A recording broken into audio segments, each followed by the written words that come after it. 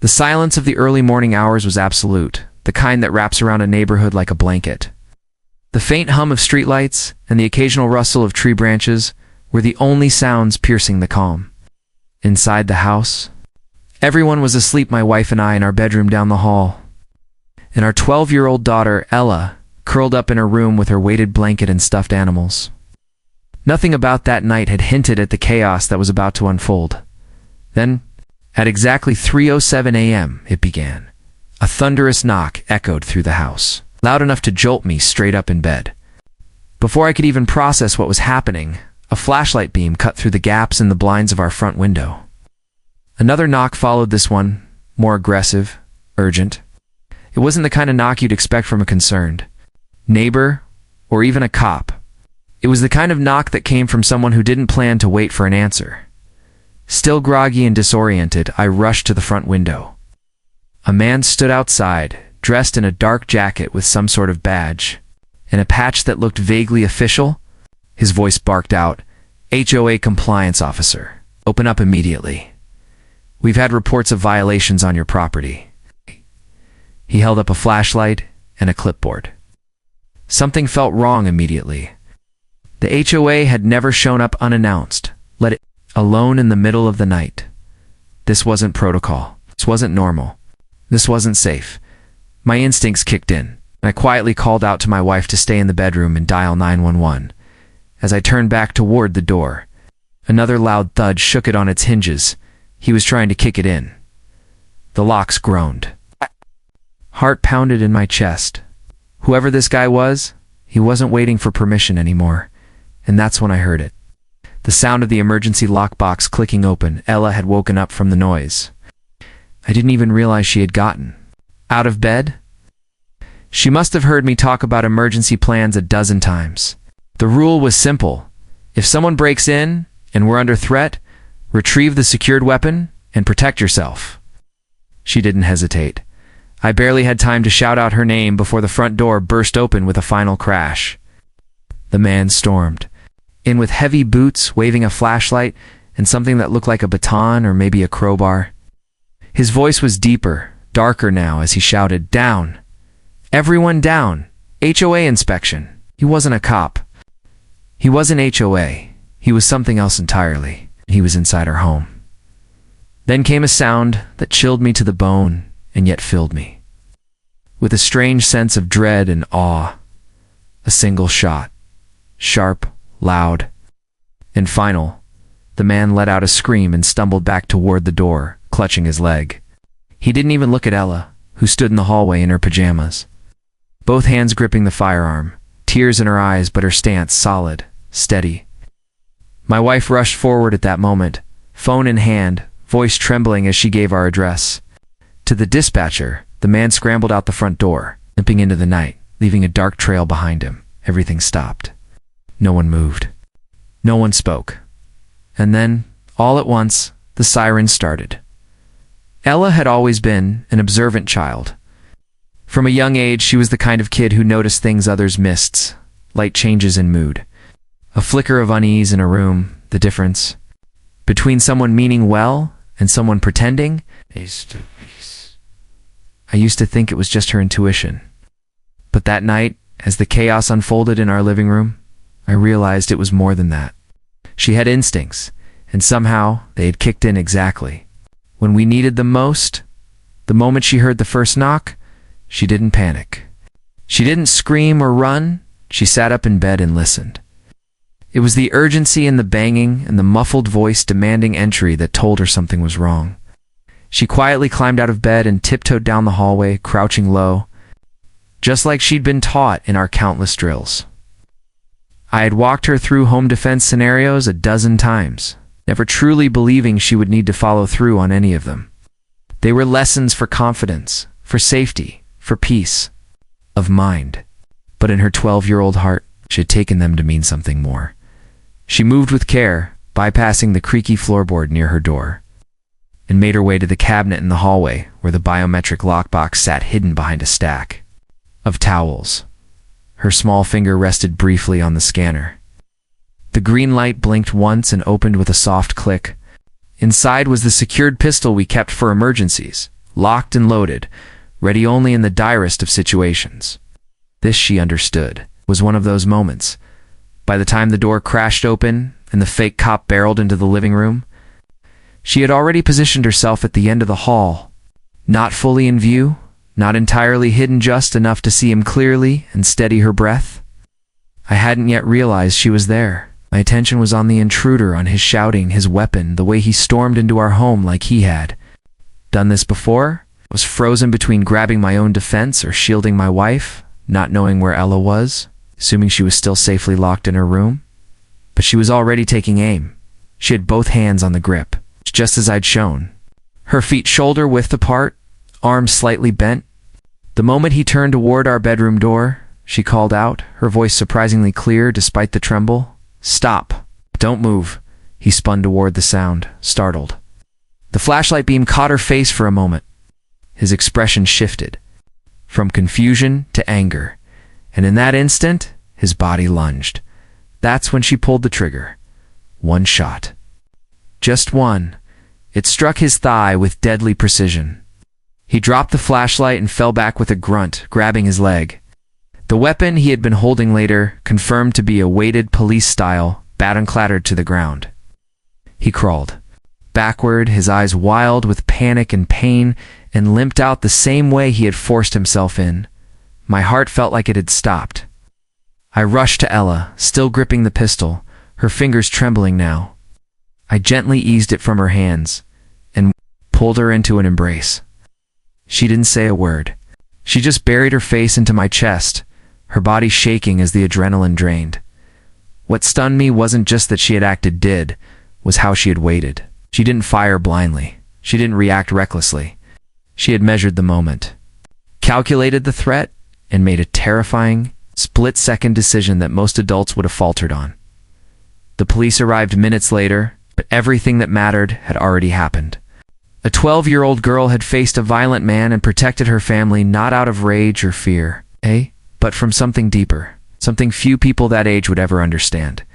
The flashing red and blue lights lit up the entire street, bouncing off windows and casting eerie shadows across the front lawns of neighboring houses. Within minutes, our quiet cul-de-sac was swarming with police cruisers, paramedics, and bewildered neighbors in pajamas peeking from behind curtains or huddling on porches. The screech of radios and hurried voices pierced the still air, creating a surreal contrast to the eerie calm from just half an hour earlier. Nothing about our street looked familiar anymore. Our house had become a crime scene. Officers quickly entered the home, guns drawn, voices firm but not aggressive.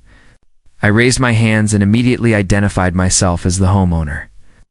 Ella stood behind me, now wrapped in a fleece blanket and leaning silently against her mother. One officer gently took the pistol I had placed on the entry table. Another carefully led us outside while the rest began their search. The look on their faces said everything they didn't expect to find a family, let alone a child. At the center of what had just gone down, a paramedic came to examine Ella. She hadn't been physically harmed, but her hands still trembled. Slightly, her eyes wide and alert, locked onto things no child should have to witness. She didn't say much. When the officer asked if she was the one who fired the shot, she nodded once.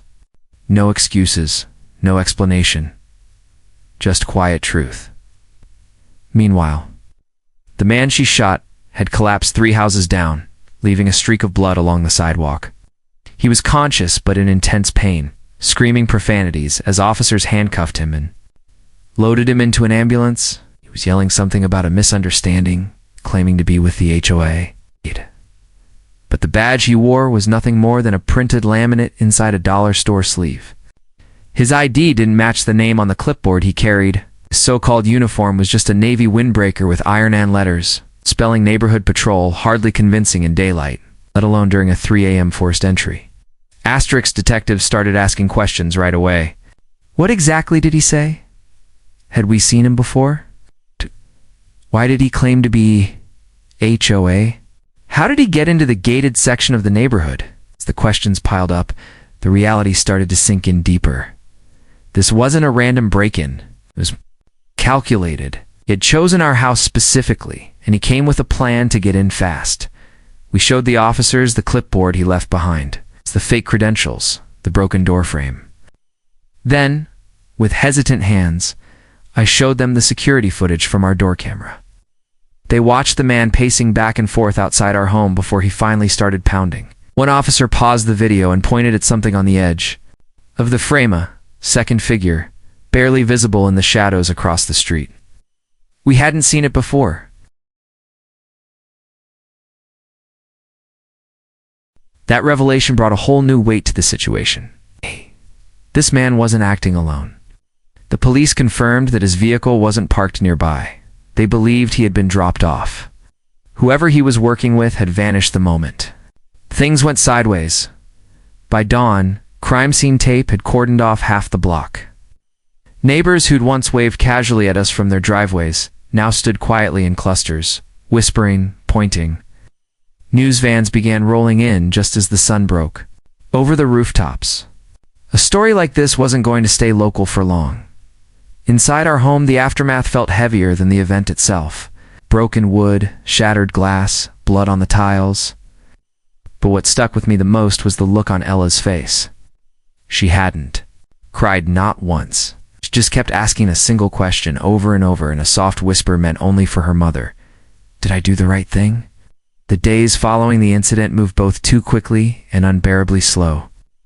Interviews, paperwork, forensic teams, and a never-ending stream of questions filled every hour.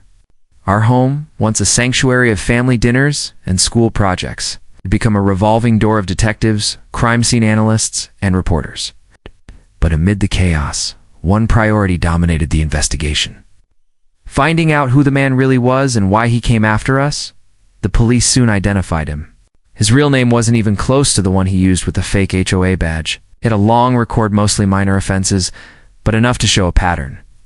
Trespassing, impersonating security, attempted burglaries. But there was one thing that made the officers sit up straighter during the background check. He was linked, indirectly, to a string of recent home invasions across several suburban neighborhoods. The same method, the same late-night approach. All of them happened under the guise of neighborhood authority figures. Fake security, bogus city inspectors, phony HOA patrols. This wasn't just some lone criminal acting on impulse. He was part of something larger. Somehow, our home had become the latest target. Investigators kept pressing into his contacts, searching phone records, pulling surveillance footage from nearby gas stations and neighborhood gates. Slowly, a pattern started to emerge. The man wasn't acting alone. He was part of a loosely connected group using HOA disguises to scout homes. They'd dress like security, flash phony badges, knock on doors in the middle of the night when people were least prepared. If someone opened the door, they'd either talk their way in or push their way through. If no one responded, they'd mark the house for later entry. A detective called us in to explain what they had found. He showed U.S. photographs taken by the intruder's grainy, zoomed-in shots of our home, taken from across the street at different times of day. There were notes scribbled in a cheap notebook, SUV in driveway, kid visible. Mom leaves at 7:20, Dad works from home, curtains open at 10 p.m. My stomach turned. What had been watching us? They had tracked our movements, memorized our routines, and waited for the perfect moment.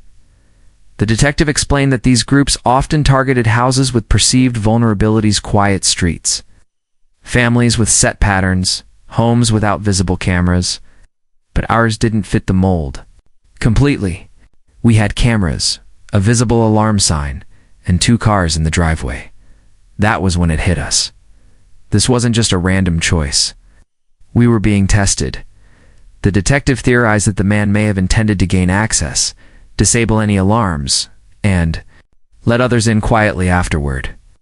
The clipboard he carried wasn't just a prop, it had a floor plan sketch of our home. It's not detailed, but enough to guess where the main hallway led, where the bedrooms were.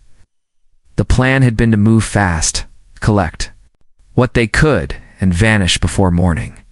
But he hadn't counted on Ella. The failed intrusion set off a domino effect. With media attention rising and pressure mounting, 2 more suspects connected to the same group were picked up in a nearby county trying a similar stunt. In their car, Police found multiple sets of fake IDs, costume-like uniforms, and lists of neighborhoods marked with high-yield homes. Our address was circled, twice. This wasn't just criminal behavior. It was predatory, calculated, organized. The fact that they used the HOA as a cover added a deeper level of betrayal. The very idea of a neighborhood watch had been weaponized, twisted into something threatening. Trust was shattered, but their mistake was underestimating the resolve inside our home. They didn't expect resistance. They didn't expect a young girl to act with courage. They thought they'd picked an easy target. They were wrong. The neighborhood wasn't the same after that night. The once calm and friendly cul-de-sac had been shaken to its core. Neighbors who once left garage doors open during the day now kept them tightly shut. Families started locking their gates, adding motion sensors, and holding hushed conversations about what happened in front of our house. The image of flashing lights, yellow police tape, and a bleeding man crawling down the sidewalk had been burned into the minds of every resident on the block. Fear had moved in where comfort once lived. For us, life didn't go back to normal. It shifted into something entirely new. News crews camped out for days. Journalists wanted interviews. Bloggers spun the story in every direction. Some called it an act of bravery, others a parenting controversy. Some praised Ella as a hero, others questioned how a 12-year-old got access to a firearm in the first place. Online comment sections were brutal. Support and judgment came in equal waves. Crashing against us as we tried to stay grounded, Ella, to her credit, remained composed. She didn't smile about it, didn't brag, didn't retreat into silence either. She answered what she was asked, with quiet honesty. She told police officers and reporters the same thing. She acted because she thought her family was in danger. That was it. There was no glory in her voice, no fear either, just certainty. Her school became a circus for a while. Some kids treated her like a celebrity, others whispered behind her back. The principal arranged private counseling, and we made the decision to shift her to online learning for the rest of the semester. It wasn't just about media attention, it was about giving her space to process everything. She didn't talk about the shooting unless asked. She didn't have nightmares, but she did start double-checking door locks and asking more questions about who we allowed into the house. The homeowners association, ironically, was forced to take a hard look at itself. Even though the man wasn't affiliated with the real HOA in any way, it's the fact that someone could impersonate one of their enforcers raised serious concerns. An emergency meeting was called. Procedures were rewritten. Identification policies were overhauled. Even launched a neighborhood verification app and began mandating reflective IDs and scheduled visits with advance notices. But beyond all the policies and media noise, something deeper changed. The community, once a collection of people who waved in passing, started paying real attention to one another. Group chats were created, street captains appointed, families began holding safety drills together. The HOA approved funding for professional self-defense and home security workshops. People were scared, yes, but they were also awake now. And in the middle of all that was my daughter, standing as the unexpected symbol of what it meant to protect something precious. One day, about 2 weeks after the incident, a small gathering was held at the community center. It wasn't formal. No speeches, no media, just neighbors some we barely knew coming together. One elderly man walked over to Ella, holding a potted plant and a trembling smile. "You didn't just protect your family, sweetheart," he said. "You reminded all of us to take care of ours, too." Ella smiled politely but said nothing. She just reached out and touched the leaf of the plant, as if focusing on something more grounded than the weight of his words. That night, as we sat together on the back porch under the quiet hum of summer cicadas, she finally asked me something different.